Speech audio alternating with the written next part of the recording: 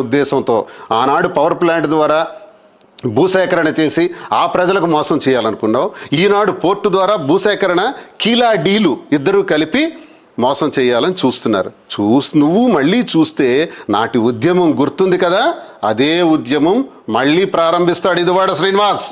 ఈ ఇదువాడ శ్రీనివాస్కి ప్రాణం మీద భయం లేదు, ఎవరికి అదిరేది లేదు, బెదిరేది లేదు, కేసులకి భయపడను, నాకే భయాలు లేవు, అవినీతి నా చేతిలోకి ఇంతవరకు అంటలేదు, కాబట్టే నన్నెవరూ తాకలేరు. అవినీతి లేని రాజకీయం చేశాను కాబట్టి ఈరోజు ధైర్యంగా చెప్తున్నాను. మళ్ళీ ప్రజల పక్షాన, ప్రజలారా, నేను చెప్పిన గ్రామాల ప్రజలందరికీ తెలియజేస్తున్నాను, ఒక్క సెంటు భూమి కూడా ఇవ్వకండి. సర్వే కానీ ఎవడైనా వస్తే తన్నంట పెట్టండి, నేను చూసుకుంటా, నేను వచ్చి అడ్డంగా కూర్చుంటాను. అన్ని గ్రామాలకి అండదండలుగా మరో ప్రజా ఉద్యమం ప్రారంభిస్తాం.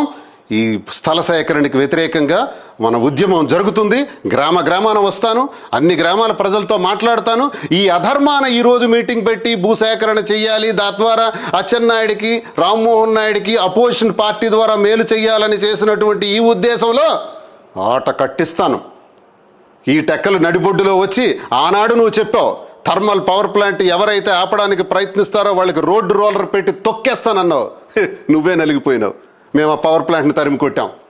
ఇప్పుడు భూసేకరణ చేయాలనే ఉద్దేశంతో మోసపూరితమైన మాటలు చెప్పడానికి వచ్చావు. మళ్ళీ చెప్తున్నా, ఎలా భూసేకరణ చేస్తారో కూడా